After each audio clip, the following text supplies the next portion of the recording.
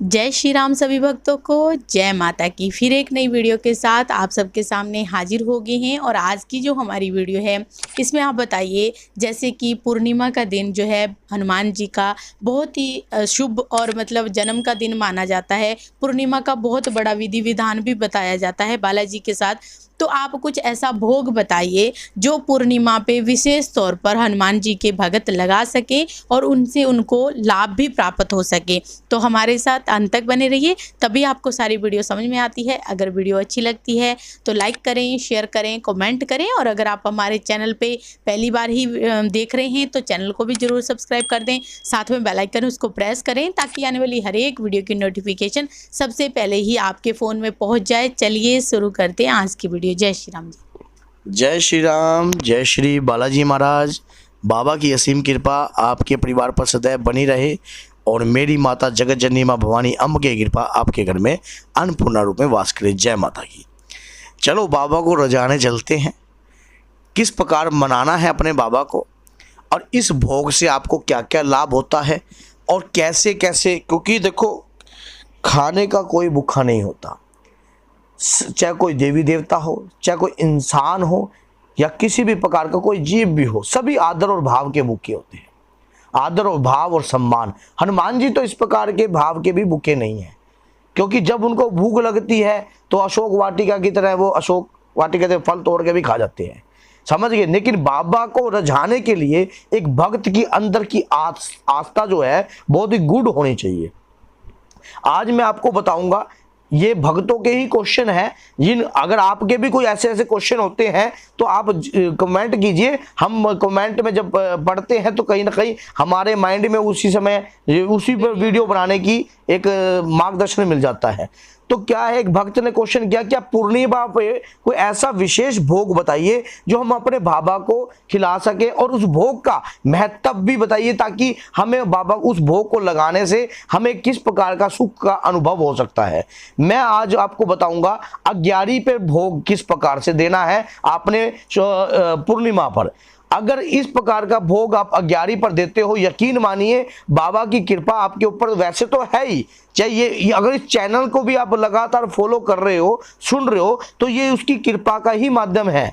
अगर उनकी कृपा ना होती तो कुछ ना। वो कहते कि बाबा अगर तेरी कृपा का सहारा ना हो तो आदमी एक पल भी गवारा ना हो। तो अगर आदमी को एक पल का भी किसी प्रकार का सहारा नहीं मिलता, उसकी कृपा है तो सब कुछ संभव है और असंभव भी संभव है।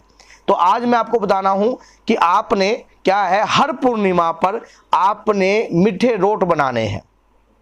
मीठे रोट बनाने हैं, 2 रोट मीठे। उस रोट के अंदर आपने क्या करना है, आटा है, आटे के अंदर देसी घी को डालकर ही आपने रोट का जो आटा तैयार करना है। रोट का आटा गुड़ के साथ आप तैयार करना। और गाय का घी हो तो और भी ज़्यादा उत्तम है। अब कई व्यक्ति कहेंगे गाय का घी तो 2100 रुपये किलो है, तो आपका भैंस का भी ले सकते हो। ये तो भाव है भगवान के, हमने बता दिया। क्योंकि गाय में 33 कोटि देवी देवताओं का वास है। गाय का घी इसलिए भी बताया जाता है क्योंकि गाय जो है बहुत शुद्ध है। और सबसे बड़ी बात यह भी है कि जितना गाय की घी की मानता बढ़ेगी उतनी लोग गाय को पालना भी चालू करेंगे। तो उसी प्रकार से जिसकी अपनी मांग होगी तभी उसकी डिमांड होगी। तो उसी प्रकार से क्या है, अपना हमने ये घी लिया, घी से आपने सौंफ डाली घी के अंदर, और बढ़िया तरीके से जब भी आप कोई भी भोग बनाते हो तो ये बात हमेशा याद रखना, हनुमान जी स्वयं अपने नाम से प्रसन्न नहीं होते, प्रभु श्री राम के नाम से प्रसन्न होते हैं। आपने भोग बनाते समय श्री राम जय जय राम, ये भावना का विषय है भैया। अब कई व्यक्ति सोचेंगे ये तो आम है, लेकिन भावना, जिस चीज में भावना प्रवेश कर जाती है, आस्था प्रवेश कर जाती है, उसमें गूढ़ रहस्य प्रवेश कर जाता है, उसको कोई नहीं समझ सकता। एक बार क्या हुआ, भगवान शिव से एक शिवांश का जन्म हुआ था जो कि अंधक था।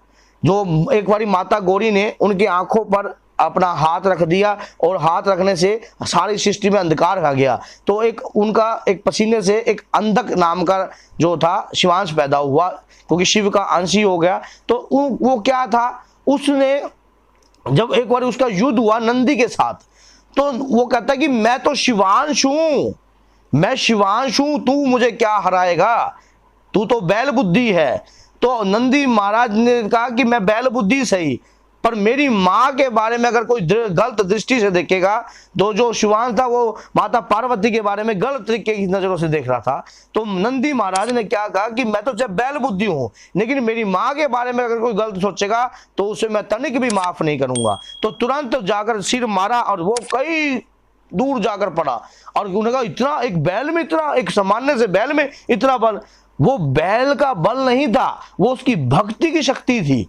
तो जिस प्रकार से अगर आप इस प्रकार के भोग बनाओगे, आप अंदर से सरल होकर भोग बनाइए, शून्य होकर भोग बनाइए, यकीन मानिए कई बार बाबा स्वयं आकर भोग को ग्रहण भी कर जाते हैं, किसी न किसी रूप में आकर। ऐसा हमारे साथ हुआ है। एक दिन हमने भोग बनाया तो हमने क्या हुआ, हनुमान जन्म महोत्सव पे कम से कम 5 और 11 रोट बनाए थे। 11 रोट में से क्या हुआ, अचानक ही मैं दरबार में बैठा, तो दरबार में मैंने वो 11 रोट जो थे जिसमें से मैंने अपने रख दिए, और अचानक ही एक बूढ़ा व्यक्ति दरबार के बाहर आ गया। तो वहां पे जो मेरे जो दरबार के भक्त हैं, उन्होंने उसको कहा ये तो दरबार है, आप आगे चाहिए। तो मैंने उनको तुरंत कहा रुक जाओ। मैंने उसमें से क्या करा, उसमें से 5 रोट उठाए और उनको दे दिए। तो उन्होंने मेरे को पता है क्या कहा, उन्होंने मेरे दोनों कंधों पे ऐसे हाथ रख दिए। अब ये विषय तो आस्था का ही है। अब मेरे कंधों पे हाथ रखे ना, तो मेरे अंदर से मेरे जो बाल हैं, देखो अभी भी मेरे बाल खड़े हो गए बताने से, मान लो महसूस हुआ। क्योंकि इस प्रकार की जो कृपा है ना, अज्ञात रूप में मिलती है, अदृश्य रूप में मिलती है। परमात्मा की कृपा स्वयं आ जाती है आपके पास। जब आप उनके नाम का सिमरन कंटिन्यू रखते हो ना, तो वो अपने भक्त की लाज बचाने के लिए, अपने भक्त की रक्षा करने के लिए किसी न किसी रूप में जरूर उनकी परीक्षा लेने आते हैं। मैंने वो रोट दिए, तो मेरा मन ना करा कि उनसे दूर जाए। मैंने अपनी अर्धांगिनी को कहा कि आप रोटी बनाइए। मैंने कहा बाबा मैं आपको खाना खिलाऊंगा। तो मैंने रोटी बनवाई, रोटी बनवा के उनको खाना भी खिलवाया अपने ही दरबार में बिठाकर। और जैसे मैं दरबार में वो बाहर निकले, तो मैंने कहा चलो एक बार फिर उनको देखता हूँ जाकर बाहर। और बाहर जाकर देखा तो वो मुझे मिले नहीं। मैंने इधर भी जाकर देखा, नहीं मिले। तो ये काम कि क्या होता है, क्या पता कौन किसके रूप में आ जाए, क्या पता कब कौन किसके रूप में आके किसी का भोग स्वीकार कर जाए। आपकी भावना इस प्रकार से होनी चाहिए। आप इस भोग को बनाने के बाद 11 पर आपने भोग देना है। जब रोट आपके तैयार हो जाए, सुबह के सर, हाँ, आपका जब ये भोग बन जाए, तो भोग बनने के बाद आपने क्या करना है, जोत लगाने के बाद बाबा की जोत लगानी है। स्नान आदि होकर आपने हनुमान चालीसा का पाठ करना है, और उसके दौरान आपने ओम सीताराम की माला का जाप करना है। और जब आप भोग लगाए तो 3 बार 11 पर भोग देना। 11 क्या होती है, गाय के उपले को आप सुगला लेना। उसके दौरान आपने गाय का देसी घी भी लेना है 1 चम्मच। जिस समय आप 11 पर भोग दो, तो घी का चम्मच से आपने ओम हम हनुमते नमः, ओम हम हनुमते नमः, ओम हम हनुमते नमः, इस प्रकार से 3 बार आपने ये भोग को लगाना है। और कहना है कि हे बाबा मेरा ये भोग स्वीकार कीजिए। मैंने जिस भावना से आपको ये अर्पण किया है, हे प्रभु, अगर इस भोग को बनाते वक्त किसी भी प्रकार की कोई त्रुटि हो जाती है, कोई गलती हो जाती है, या मेरे द्वारा कोई ऐसा कार्य हो जाता है जो मुझे नहीं पता, अज्ञानतावश भूलवश, तो मुझे माफ करना। आपको पता है जब आप इस प्रकार का भोग लगाने लग जाओगे, आप हनुमान जी को आदत डाल रहे हो।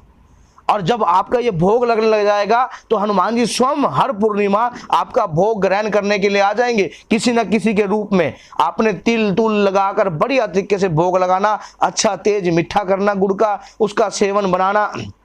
पहली बार नहीं बनता, फिर प्रसाद को पूरे परिवार में बांटिए। कोई भी, और अगर कोई राह चलता भी जा रहा है तो उसको भी दे दीजिए।